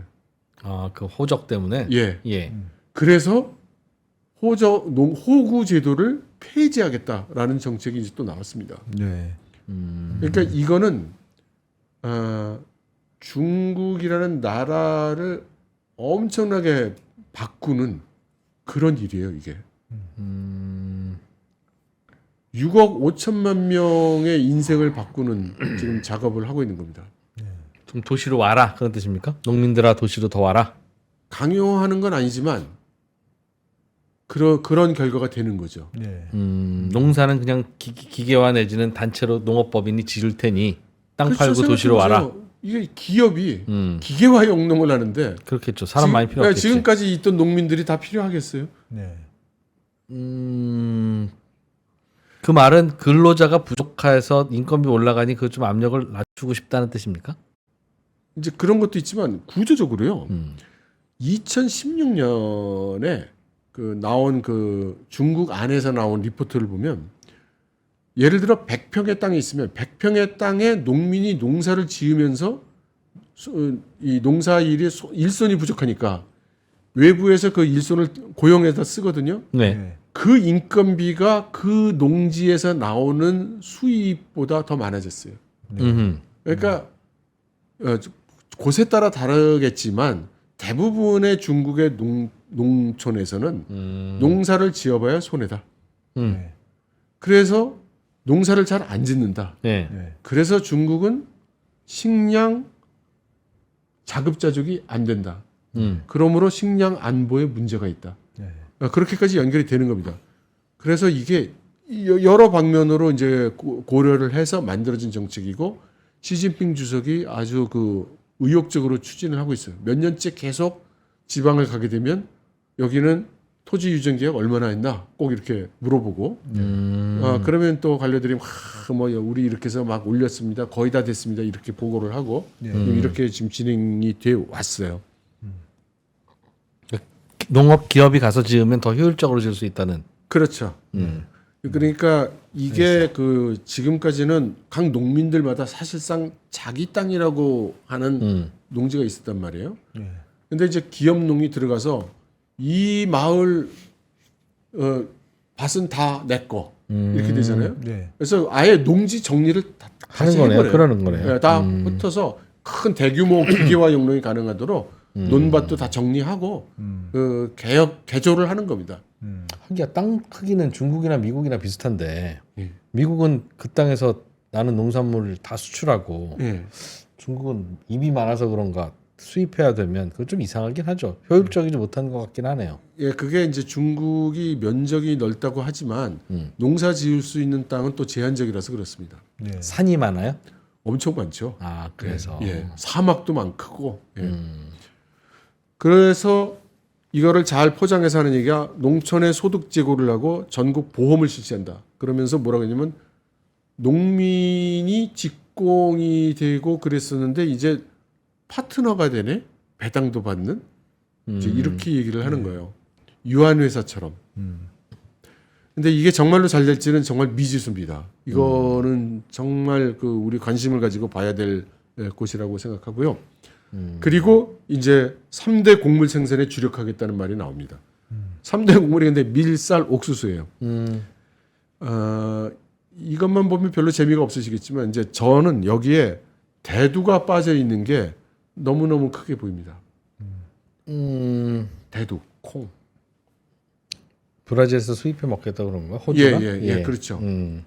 그 중국이 이 대두를 엄청나게 수입을 하는 세계 최대 수입 국가인데 네. 미국이 대두 최대 수출 국가죠. 네. 네. 그래서 지금까지는 다 미국에서 거의 대부분 이제 대두를 가져왔는데 이제 미국과의 사이가 뻑적지근하니까 이제 브라질 같은 데로 이제 옮기고 있지만 이게 그렇게 뭐 하루에 이렇게 팍팍 되지 않습니다. 그리고 가격도 그렇고 품질도 그렇고 그리고 무엇보다도 이제 그 수확 시기가 이 남반부에 있는 나라에서 수확을 해서 가져오다 보니 네. 이게 여태까지의 그 리듬하고 안 맞는 거예요. 네. 근데 이 대두가 이제 중국에서 먹는 사료의 절대 부분을 차지하고 있기 때문에 대두 수입에 문제가 생기면 중국의 육류 생산에 엄청난 충격이 옵니다. 그리고 중국이 지금 품종이 다 바뀌었어요. 돼지나 소 이런 게요. 네. 그러니까 중국 돼지가 절대량이 요크셔, 바크셔 이런 그 서양 품종이에요. 네. 그러니까 그 생산성이 있잖아요. 그 조금 먹고 살은 많이 쪄야 되는 네. 그런 걸 하다 보니까 이렇게 돼 있는데 이 만일의 경우에 중국과 미국이 무력 충돌이라든가 하여튼 뭐 갈등이 생겨서 나 대도 안 팔어. 브라질 너도 팔지 마. 내지는 하여튼 뭐 이런 상태가 한번 생겼다고 가정을 해보죠. 네. 그러긴 어렵겠지만 대두가 수입이 안 되면 중국은 당장 사료를 만들 수가 없고요. 사료를 만들 수 없으면 중국의 돼지 소는 다 죽는 거예요. 네. 그러면 돼지고기를 먹을 수가 없어요. 육류 같은 걸 먹을 수가 없게 됩니다. 그래서 아주 큰 식량 문제가 이제 발생하게 되죠. 왜 뺐어요? 콩도 그럼 하지? 할 수가 없는 게 어떤 그 중국 학자가 계산을 했어요. 네. 그 수입을 대체할 수 있을 만큼 대두 농작을 하려면 땅이 얼마만큼 필요한가? 그래서 계산을 해봤더니 대충 한반도의 8배에서 12배 정도 넓이가 필요하다고 합니다. 그러니까 불가능해요. 네. 그래서 제가 생각할 때는 3대 곡물 생산에 주력한다는 얘기는 대두는 주력하지 않는다는 뜻이고 대두에 주력을 하지 않는다는 것은 사료는 경우에 따라서는 포기하거나 아주 감소할 마음의 준비가 돼 있다. 이런 뜻으로 저는 해석이 됩니다. 네. 여기서 이제 그 소설을 좀 써보면 전쟁 때는 고기 안 먹어도 된다. 근데 뭐 그럴 수 있겠어요? 그러면 체력 들어갈 텐데. 그래서 밑에 보면 전기차 충전소를 이제 대폭 강화하고 예. 콜드 체인과 유통 시설 건설을 강화한다고 했습니다. 네. 콜드 체인이라 그러면 이제 냉동 냉장 물류 체계를 의미하는 건데요. 예. 예. 왜 갑자기 농촌진흥을 하는데 콜드 체인이 이렇게 강화될까요? 물론 있으면 좋죠. 네. 근데 지금까지 그 곡물을 경작하고 저장하고 배송하는데 콜드 체인이 필요했을까요? 야채 과일 같은 거 만들어서 소득 높여 보겠다는 뜻이겠죠? 예, 지금 중국의 그 야채 같은 거는 대부분 도시 지역 주변에서 생산해서 해요. 그래서 공급선이 아주 짧습니다. 중국의 그 고기는 냉동이 거의 없어요. 육류가. 대부분 그날 도축해서 그날 소비됩니다. 콜드 체인이 없으니까. 콜드 체인이 없다기보다는 그렇기도 하고 그 생산 기지를 그렇게 그 도시 주변에 대규모로 만드는 게 일반적이에요. 네. 그래서 그 해외 토픽 같은 데 보셨을지 모르겠지만 커다란 그 빌딩이 있는데 카메라가 딱 그 주민을 해서 보면 그게 다 돼지들이 사는 예, 고층 빌딩인데. 실제로 빌딩에 살아요? 예, 실제로 빌딩 지어놓은 그렇게 해요. 왜 그렇게 하느냐? 그건 이 돼지를 키우는 장소가 도시에서 그렇게 너무 멀리 떨어져 있으면 안 되는 거예요. 네. 그런데 여기 콜드체인이 이렇게 강조되는 이유는 저는 어떻게 생각하느냐면 돼지고기를 먹을 수 없게 된 중국 사람들은 그럼 뭘 먹어야 되나? 수입한 닭고기? 저는 수산물일 거라고 생각합니다. 네. 그럴 수 있죠. 근데 중국은 수산물을 먹을 수 있는 게 그렇게 많지 않아요. 그래서 지금 그 예를 들어 해변가에서는 뭐 사실은 해변가도 회가 별로 없어요. 회라는 게 다 그 냉동에서 들어오는 원양 참치나 뭐 이런 것들 회가 많고 실제로 그 냉동 운송이나 냉장 운송이 별로 없기 때문에 중국 중부 내륙 지역으로 가면은 대부분 다 그 담수어를 먹고 이 바다 물고기가 굉장히 적습니다. 네. 그래서 저는 만일의 경우에 그 해상 봉쇄 같은 게 일어나게 되면 중국은 대규모로 수산업에 나서서 그것을 아마 그 국민들에게 공급할 것이다라고 소설을 제가 쓰고 있습니다. 그러니까 상상이고요. 그래서 유통시설 콜드체인이 강화돼야 할 필요가 있는 그런 것이 아닌가라고 생각을 해 봅니다. 연근해에서 잡아서 아니면 민물 강에서 잡아서? 아니요.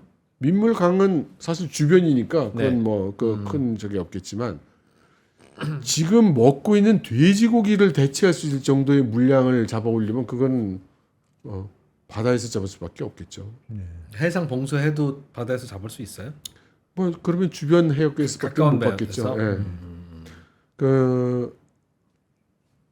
그리고 여기 보면은 그 마지막으로 농촌 전자상거래 고품질 발전 촉진을 하겠다고 이렇게 이제 발표를 했습니다. 네. 이게 중국에서 몇 년 전부터 라스트 원 마일 프로젝트라고 해서 계속 해오는 거예요. 그리고 생각나실지 모르겠는데 옛날에 그 료허 부총리 시절에 료허 부총리가 그 쌍순환 그 내순환 중심의 쌍순환 경제라는 제목으로 발표를 하면서 그 엄청난 충격적인 내용을 발표를 한 게 있어요. 거기에 보면은 전시 사태와 같은 비상 상황을 배려해서 농촌에서부터 도시 지역까지 농산물이 제대로 수급이 될 수 있도록 하는 체계를 갖춰야 한다고 강조를 했고 여기에 이 디지털 플랫폼이 아주 코어 역할을 할 것이라고 그렇게 선언을 했습니다. 그래서 그게 쭉 추진이 되었는데 그동안 여기에 가장 문제가 됐던 부분이 뭐냐면 실제로 무슨 그 알리바바니 뭐 그 징동이니 핀토토니 뭐 테무니 이런 플랫폼이 잘 만들어져 있는데 이게 다 거의 그 공상품 위주로 돼 있고 농산품 신선 상품은 그게 잘 안 돼 있단 말이죠. 그런데 사는 사람 쪽은 이미 다 익숙해요. 뭐 스마트폰으로도 주문 내고 뭐 컴퓨터로도 주문 내고 하는데 문제는 공급을 해줄 시골 농촌을 가보면 할아버지 할머니들이 있는 거죠. 인터넷을 잘 못해요. 그러니까 농촌에서 공급하는 쪽에서 이 인터넷 플랫폼과 잘 연결이 안 되는 겁니다. 그래서 이 부분을 해결하기 위한 프로젝트를 라스트 원 마일 프로젝트라고 해서 농촌에서 공급을 시작하는 고 1마일 구간을 해결해야 된다 해서 그 프로젝트가 계속 진행돼 왔어요. 야, 우리나라 라스트 원마일하고 반대네. 우리나라는 막판에 집 앞에까지 갖다 주는 걸 라스트 원마일이라고 하는데. 그렇죠. 홈 네트워크 할 때 뭐 나온 그렇게, 말이죠. 예. 그런데 이제 중국에서는 그 말 뜻이 좀 바뀌어서 이제 사용이 되고 있죠. 게다가 기계화 영농으로 바뀌는 이유 중에 하나도 이것일 수 있습니다. 그러니까 비상사태가 생겼어요. 그럼 도시에서 막 사재기 들어가고 뭐 식량 사재기 들어가고 난리 굿이 터질 텐데 쌀을 사올 데가 없잖아요. 주문을 내면 누가 보내줘야 될 거 아니에요. 근데 저쪽에서 할아버지 할머니는 주문이 오는지 몰라. 네. 그러니까 구 방식대로 하면은 이 배급 체계가 식량 배급 체제가 제대로 돌아가지 않을 수 있는 거죠. 뭐 그렇게 보면 그러고 그거 아니라도 필요는 다 한 거네요. 그렇죠. 농촌의 인터넷망 해서 뭐 소득도 높이고 예. 어떤 기타 등등. 예. 네. 그래서 이철 당신이 너무 간 거야. 너무 나갔네라고 해도 뭐 제가 할 말이 없습니다. 예. 그러니까 전반적으로는 그냥 좋은 나라, 좋은 중국 만들어 보자는데 필요한 그냥 다양한 것들을 하고 있는 것 같기도 해서요. 네, 그렇습니다. 뭐 하지 말아야 할 것 같고 이걸 이 시점에 왜 할까 하는 거는 특별히 네, 그럴 수 있습니다. 네. 여덟 번째로 도농 및 지역 간 융합이라고 네. 해서 나왔는데 도시 간 차이를 축소하겠다고 했어요. 이것도 그러니까 우리나라도 한다는 거죠. 지역 균형 발전. 그렇죠. 그런 것인데 이제 그 디멘션을 둘로 나눠 가지고 하나는 도시라고 다 같은 도시가 아니네. 도시 격차를 줄여야겠네 이거예요. 그래서 도시가 공동부의 일환으로 도시가 어떤 데는 굉장히 크고 잘 살고 어떤 데는 쪼그라들어서 잘 못 살고 그러니까 네. 이거를 좀 차이를 축소해 시켜야 되겠다.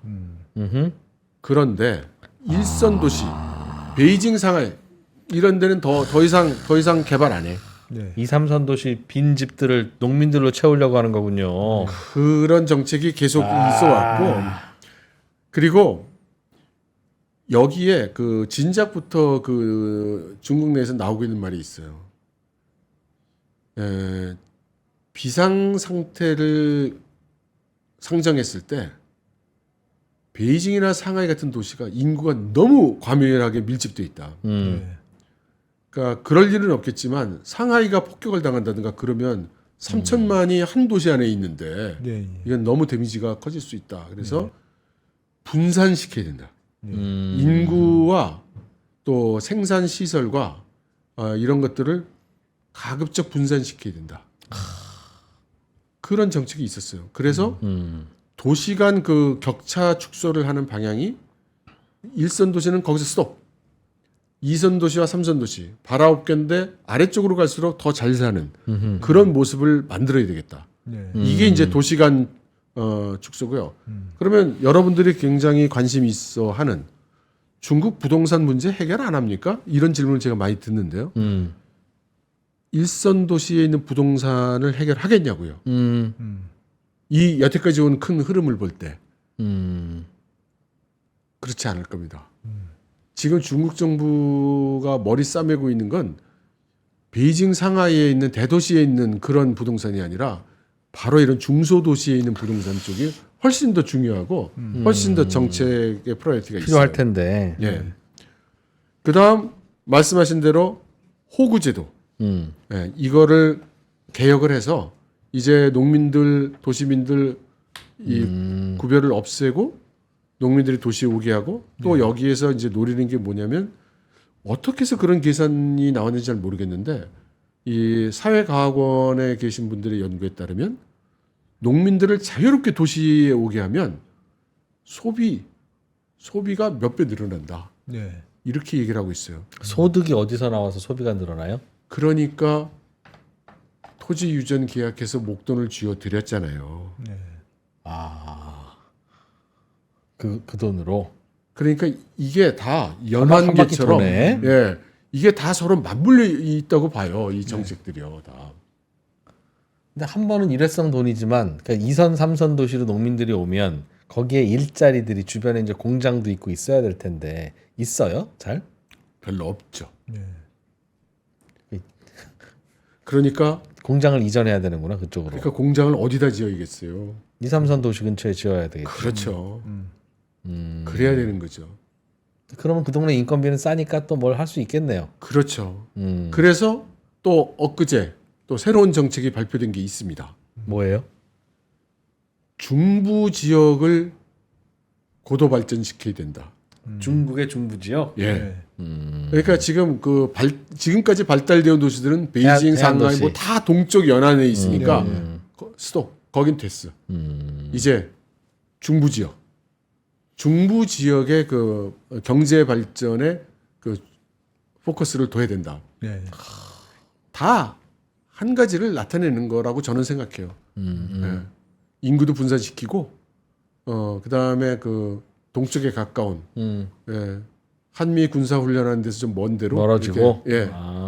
들어오고, 그리고 에너지 그 개발해 놓은 것도 다 서쪽에 개발을 해놨으니까, 예. 중부 쪽이면 그거 갖다 쓸만도 하고, 여러 가지로 네. 예, 그렇게 해야 되는 거죠.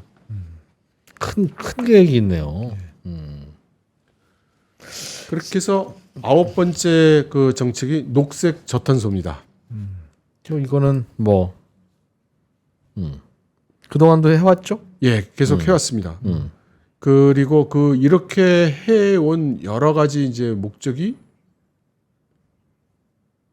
뭐 다목적이지만 화석 에너지 소비 비중을 지금 계속 줄여 나간다는 거잖아요. 그래야 에너지 독립이 된다고 하셨죠. 예, 그래야 석유를 수입을 수입량을 줄여서 덜 할 수 네. 있다. 예. 그래서 에너지 안보가 이제 이루어진다는 그런 거였죠. 에너지 안보가 이루어지면서 또 R200 같은데 대응을 할 수가 있게 되고. 네. 그래서 지금 그 중국이 세계적으로도 굉장히 일찍 그 탄소권 거래 시장을 만들었거든요. 네. 그래서 작년에 그 일단 석탄으로 발전하는 발전소들을 상장시켜 가지고 거기서 탄소권 거래를 해왔어요. 네. 그거를 지금 그 다음 단계로 알루미늄 산업으로 확산을 한다고 합니다. 근데 근데 알루미늄이 아주 대표적으로 에너지를 굉장히 많이 쓰는 전력 전기? 소비가 엄청난 그리고 그로 인해서 석탄 석유를 많이 떼는 그런 산업이거든요. 그래서 이거를 탄소권 거래 시장으로 넣고 여기 거래를 활성화시키면서 이 알루미늄 산업을 한편으로는 줄이고 한편으로는 거기에 들어가는 에너지를 점점 저탄소 에너지로 이제 바꾼다는 거죠. 네. 그 마지막으로 10번째 그 민생 보장 개선을 한다고 나왔는데요. 네. 여기서 우리가 알 수 있는 게 정책 미션을 10가지를 제시했는데 경제 미션이 7번째였고요. 민생 미션이 이렇게 10번째입니다. 네. 그러면 지금 중국 정부의 스탠스는 어떻다는 걸 알 수 있죠. 아하. 그러니까 지금 중국 정부는 현재 지금 닥쳐 있는 경제난이 먼저다. 경제난을 말은 크게 하지 않고 인정하는 말은 하지 않지만 그게 지금 심각한 거예요. 네. 아주 심각한 겁니다. 그래서 지금 그 외신들이나 그런 또 보도가 나오고 있는 시진핑 주석이 누굴 만났네, 누가 누굴 만났네, 뭐 중국은 어떻네 하는 것들이 다 지금 이러면 안 되는데라는 그런 위기감이 절절히 배어나고 있다고 보셔도 될 것 같아요. 여기에서는 뭐 좀 눈에 띄거나 주목해야 될 게 뭐예요? 그 실제 민생 보장이 되거나 개선되는 내용이 잘 안 보인다는 게 특징입니다. 별거 없다. 네, 보면은 뭐 의료보험 1인당 재정 보조금을 30위안 인상한다. 10위안이 우리로 치면은 한 1,800원쯤 되나요? 그러니까 10,000원도 안 되는 걸 규모로 인상을 시키는 건데 이게 그럼 뭐 매달 주는 것도 아니고 1년치거든요. 그러니까 실제로는 크게 인상을 못 하는 거예요. 크게 인상할 재원이 없다고 봐야 합니다.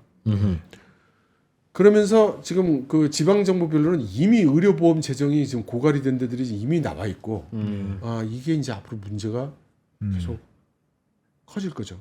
근데 뾰족한 대책은 안 나오고 있다. 그래서 제가 그 다운그레이드 열풍이라고 그 밑에 그 적어놨는데요. 여기 보시면 지금 중국의 소비 패턴이 다운그레이드 되고 있다는 거예요. 네. 혹시 샘스 클럽이라고 혹시 아세요? 샘스 클럽이요? 예, 예. 미국에 있는 그렇죠. 그 월마트에서 하는 그렇습니다. 저가 그렇습니다. 마트. 예, 거기서 패키지를 냈어요. 가난한 사람, 가난한 패키지 이름으로 패키지였어요. 그래서 이것저것 넣어가지고 이건 특별히 싸게 했으니까 네. 없으신 분들은 이거 사가셔. 이렇게 내놓은 게 또 공전의 히트를 쳤습니다. 네. 맥도날드도 그랬어요. 네. 그 빈자의 식사라는 이름이 너무 노골적이죠. 네. 가난한 사람의 식사라는 거를 만들어 가지고 이것도 지금 장사진을 치고 싼 거 열풍이라는 거죠, 중국이. 그렇습니다. 그만큼 어렵다. 네, 그만큼 어렵다. 네. 그래서 여러 가지로 한식도 나왔어요. 그래서 저가 한식, 공깃밥 3.3위안. 그러니까 공깃밥에 1,000원, 돌솥 비빔밥 2,000원. 2,000원도 채 안 되죠.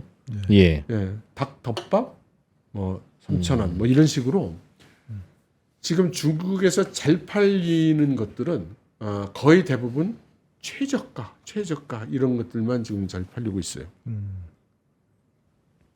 그래서 요 그림 하나 좀 그 봐주십시오. 예. 이게 작년도에 중국의 소비가 어떤 식으로 일어났는가를 이제 중국의 미디어요, 그 차이신이라는 미디어가 그 분석을 해놓은 거예요. 중국인 가계부 분석. 그렇죠. 네. 말하자면 중국인의 가계부는 어떻게 썼나를 보면은 먹는데 30%예요, 대충. 예. 그 다음에 이제 그 월세 내고 또는 하여튼 교통비, 집문제의 학비. 23% 정도 되죠. 그래서 이렇게 쭉 보시면은 뭔가 물건을 사주는 게 요 제가 그 파란색으로 쳐놓은 거기밖에 없어요. 다 이제 먹는 거나 필수에 쓰지. 예, 뭐 의료, 교육 이런 거가 무슨 물건을 제조하고 생산하는 그렇죠. 게 아니잖아요. 네. 보면은 그거밖에 없어요. 근데 작년에 소비가 5.7%예요. 그러니까 이게 뭐냐면 소비 진작 하는데 소비 진작을 정말 하고 싶으면 어디를 진작시켜야 되겠어요? 저 하우징. 하우징보다도 위에 일단 먹는 거죠. 네. 예. 근데 먹는 게 더 먹겠어요, 뭘? 근데 조금 전에 말씀드렸듯이 거지 세트 이런 거 먹는다고. 그렇죠. 그러니까 이게 지금 소비 침체가 어떤 식으로 온다는 거를 알 수 있는 겁니다. 그러니까 그렇게 싸구려를 먹는 풍조가 그렇게 강하게 지금 부각이 되고 있다는 거는 그만큼 지금 소비가 엄청나게 위축됐다는 거를 뜻하는 거고요. 네. 그래서 중국 정부의 고민도 여기 있다고 봐요. 이게 그렇다고 해서 야 비싼 거 좀 먹어봐 라고 돈 줘봐야 비싼 거 먹을 수가 없을 뿐더러 예. 네.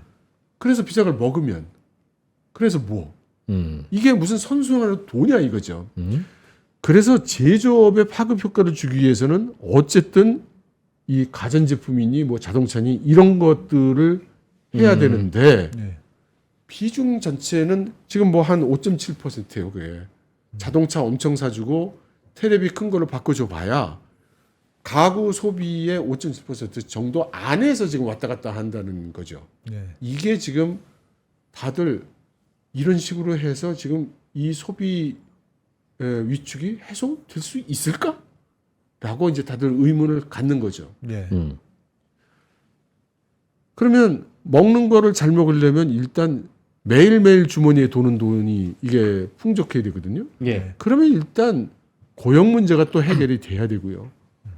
그러니까 지금 상황은 매우 어렵습니다. 지금 상황. 원래 이런 거는 전 세계가 아무 나라도 답이 없잖아요. 그래서 가난 구제는 나라도 못 한다는 게 예. 이게 맘대로 될 거면 경제 걱정을 왜 하겠어요? 그 어떤 나라도. 근데 이제 저 지난주에 말씀드렸듯이 대부분의 나라는 이 누군가 물건을 사주는 쪽, 뭐 그러니까 수출이라든가 내수라든가 투자라든가 이게 사실은 돈을 쓰고 뭔가를 사는 거예요. 네. 네.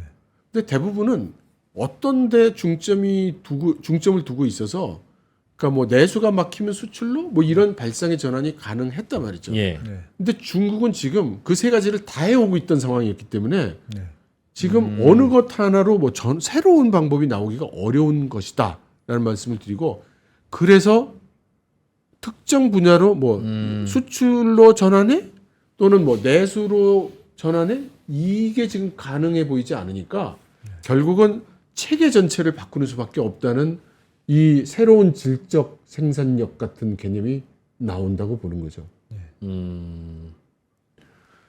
그래서 이제 저는 이 중국의 10가지 그 미션을 보면서 이제 제 나름대로 드는 생각을 좀 정리를 해보면 하나는 미국은 대중 압박을 지속하고 또 강화할 것이다.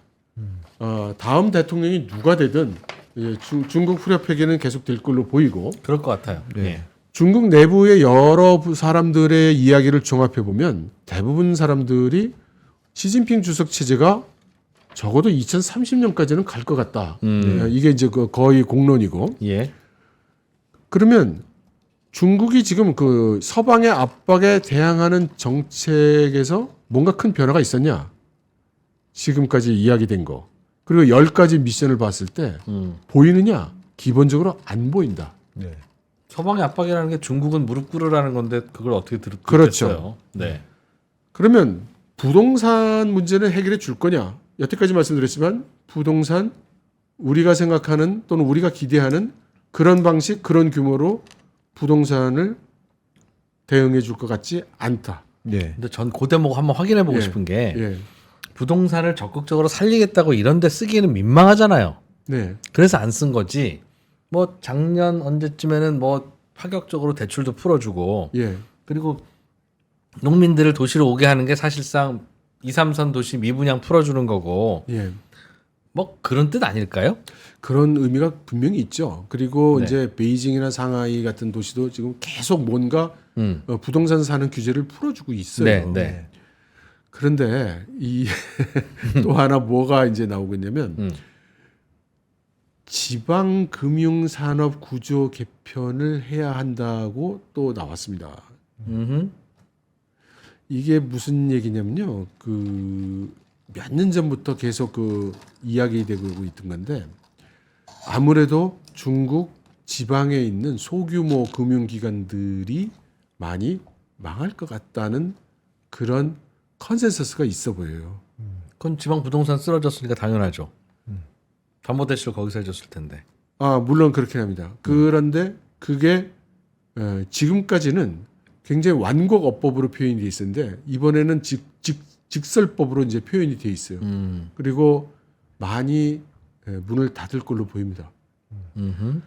지방 금융기관들이 문을 많이 닫는다는 얘기는 지방 부동산들이 많이 이제 문제를 터트리게 된다는 뜻이고, 네. 그러니까 그러면 한번 생각을 해보세요. 지금까지 어찌어찌 미봉책이든 뭐가 됐든 봉합을 하려고 애써왔던 그런 게 이제 더 이상 안 통한다는 뜻이고, 네. 이제 금년에는 슬슬 어느 지방에 어느 지방 금융기관이 문을 닫았네, 뭐가 됐네 하는 뉴스가 계속 나온다는 뜻이 되죠.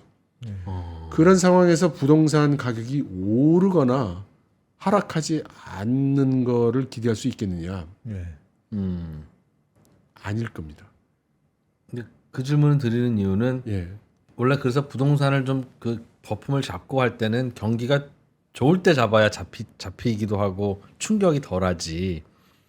이렇게 살릴 방법도 없고 말씀하신 대로 내수도 안 풀리고 수출도 안 풀리는 상황에서 유일하게 인위적으로 끌어올릴 수 있는 유일한 인더스트리인 부동산마저 손을 안 대면 경제 살릴 생각이 있는 건가 하는 생각. 물론 이제 다양한 뭐 시도나 구호들은 있으나 아는 사람들은 이게 말이 쉽지 질적 형상이 될 거면 왜 지금까지는 안 했으며 네. 내수가 좋아질 거면 지금까지는 왜 안 좋아졌겠어요. 그러니 인위적으로 할 수 있는 건 어찌 보면 부동산밖에 없으니까 우리나라도 뻑하면 부동산으로 살리고 중국도 그랬던 거 아니겠습니까? 근데 이프로님, 네. 될까요? 계속 반복해서 말씀드렸지만 네. 지금 비어 있는 집이 수천만 채가 있고 네. 지금 그 부동산 부채 때문에 그 금융기관들이 비틀거려서 이제 망하기 하고 있는데 네. 5년 전부터 중국 정부는 이러다 금융 시스템 망가지면 나라가 망하니까 안 된다고 그 옛날부터 주장해 왔었잖아요. 그런데 중국 정부 입장에서 보자면 죽어라고들 말을 안 듣고 맞아요. 참 지겹게도 그 협조를 안 해줘가지고 그 5년 동안 강조해왔던 그 위험에 지금 드디어 빠지고 있는데 그러면서도 부동산 경기 진작시키라는 얘기를 받아들이겠어요? 오히려 지금 중국 정부는 집 없는 청년들 지금 막 그 인생의 희망을 잃고 있는 청년들에게 어떻게 해서든 살 집을 마련해 주는 정책도 지금 추진 중인데 저가로 임대해 주는 보장형 임대주택 어떻게 그걸 할 수가 있겠어요? 안 된다. 정치적인 어떤 뭐 구호든 기반이든. 그러니까 지금까지 그러니까 저는 그렇게 생각하는 거예요. 지금까지 그 중국 공산당이 그 해온 펼쳐온 정책을 보면 너무나 분명하게 그 방향을 그 선언하고 있는데 큰 소리로 얘기하든 작은 소리로 얘기하든 이런 식으로 얘기하든 저런 식으로 얘기하든 도대체 사람들 귀에는 들어가지 않는 모양이다. 그 질문을 자꾸 드리는 이유가요, 박사님. 우리는 중국이 어떻게 될지도 궁금하지만 장기적으로는 단기적으로는 중국 경기가 올해 다시 반등하고 살아나서 그 관광객이 우리나라로 많이 올지 아니면 중국이 어려우면 당연히 관광도 안 오지 않겠습니까? 등등부터 시작해서 중국 경기가 단기적으로 반등하냐 못하냐가 우리의 단기적인 굉장히 고민거리라서 그거를 예측하고 싶고 추측하고 싶어서 박사님 목소리에 귀를 기울이는 건데 그래서 우리는 진짜 안 살릴 건지 안 살릴 수도 있다고 생각합니다. 그거는 계속 안 살리겠다고 했으니까 부동산은. 그런데 현실적으로 안 살리고서 답이 있을 것 같아야 하면 없을 것 같으니까 내가 시진핑이라면 야 이거 안 살릴 수 없을 것 같은데 박사님은 그러면 경제를 망치는 거가 과연 그 중국인들의 지지나 혹은 시진핑의 집권 기반을 유지하는 데 도움이 되는 건지 부동산을 죽여서라도 아니야 부동산 죽이면 경제가 안 살면 안 돼 차라리 한 번 더 말을 바꾸더라도 부동산을 살려볼 거야 이 어느 쪽인지 추측하는 건 단기적으로 중국 경제가 반등할지 못할지를 판단하는 바로미터 같아서 자꾸 여쭙는 거예요 그거를. 근데 제 대답은 정해져 있습니다. 어떻게 봐도 그러니까 살린다는 뜻이 중국 공산당 입장에서 부동산 대폭락 사태를 원하는 거냐 그런 건 아니죠. 그런 극단적인 상황은 아니고 그런 폭락을 원하는 건 아니지만 지금 그 이야기되고 있는 것 같은 그런 희망찬 부동산 경기 진작책 같은 거는 그건 아니다. 그건 있기 어렵다. 좀 심하게 얘기하면 그런 일은 일어나지 않을 거다. 지금까지는 했는데. 아니 지금까지도 그게 부동산 그 진작책을 썼다기보다는 지금 부동산 문제가 단기적으로 심하니까 대증요법을 조금씩 하고 있을 뿐이지. 급락을 막을 뿐이지. 그렇죠. 댐에 구멍이 생기는 걸 이렇게 손가락 넣어서 끼워 막고 있는 그런 거지. 그런 건 아니다. 중국 경기가 살아나려면 적어도 부동산 덕분에 살아날 일은 기대하지 마라. 그러면 부동산 아닌 다른 걸로는 이제 요런 걸로 살려보겠다는 건데 어떻게 보십니까? 가능성을 좀 어떻게 봐야 될까요? 이게 이제 사람들 그러니까 저뿐만 아니라 궁금한 거죠. 그러니까 왜 이런 소리를 하는지는 내가 이해를 하겠다. 근데 그게 되겠냐? 그렇죠. 이제 이런 상황인 거죠. 그래서 저도 이제 그 제가 아는 중국 기업인들 또 금융계에 있는 사람들 만나서 좀 물어봤어요. 어떻게 생각하냐고. 다 저하고 입장이 똑같아요. 다. 이런 얘기를 하는 거는 내 이유는 알겠다만 이게 되겠냐. 전부 이런 상태예요. 심지어 어저께 IMF 총재도 한 말씀 하셨습니다. 자, 중국 경제는 지금 갈림길에 서 있다. 어떡할 거냐. 그러면 IMF 쪽에서는 이제 하는 얘기는 그렇게 얘기를 했죠. 그래서 시장 경제 제대로 해야지 이게 뭐 해결되지 않겠는가. 시장 경제를 제대로 하는 얘기는 중국 공산당 입장에서 어떻게 들리는 얘기냐면 지금 우리 시장 경제 하고 있어요.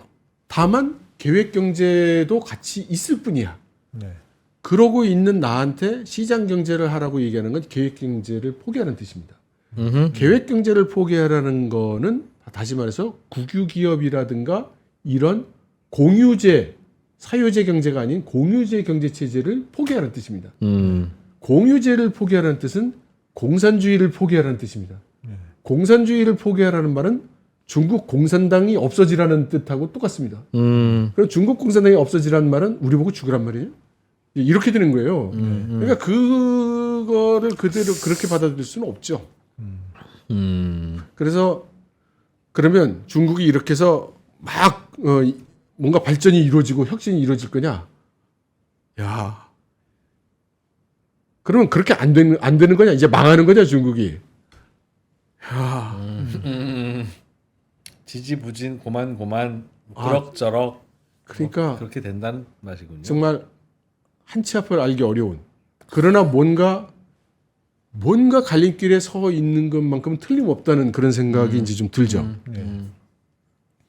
아무튼 그 중국은 이제 여태까지 되뇌온 대로 산업 공급망 그리고 국가 전략 산업 이제 본인들이 얘기하고 있는 전략 산업에 집중하려 할 것은 틀림이 없어 보이고 그럼 이 사람들이 집중하는 산업이 사실 들어보면 아시겠지만 우리가 별로 피부에 안 와닿잖아요. 다시 말해서 우리 기업이나 우리 제품이 거기 가서 꽂힐 게 별로 없다는 뜻이 됩니다. 그런데 이제 그 시장 경제 부분, 민간 경제 부분에 도는 지금 분위기는 최저가, 가성비, 중저가 뭐 이런 거잖아요. 다운그레이드. 그리고 심지어 수출도 중국이 이제 본인은 아니지만 미국, 유럽 쪽 수출은 줄고 브릭스, 글로벌 사우스 쪽 수출이 느는 거잖아요. 이거는 점점 한국 경제의 접점이 줄어들고 있다는 뜻입니다. 우리가 그들에게 팔 수 있는 제품이나 우리가 거기 가서 기여할 수 있는 영역도 줄어들고 있다는 뜻이고요. 그러면 우리 수출의 거의 뭐 30% 가까이를 차지하고 있던 중국이 지금까지보다도 더 분리돼 나갈 것이다. 따라서 우리 경제에 절대로 긍정적으로 작용하지 않을 것이다. 우린 더 어려워질 것 같다. 죄송한 말씀이지만 이제 저는 그렇게 보입니다. 중국이 성장을 못하니까 한국도 같이 못할 거야. 예, 성장만 못해도 참 좋겠습니다. 경우에 따라서는 유지를 하기도 어려울 수도 있는 그런 것이 아닌가 그런 생각이 듭니다. 그동안의 중국의 발전 공식이 사실은 잘못된 거였네라는 뜻입니까?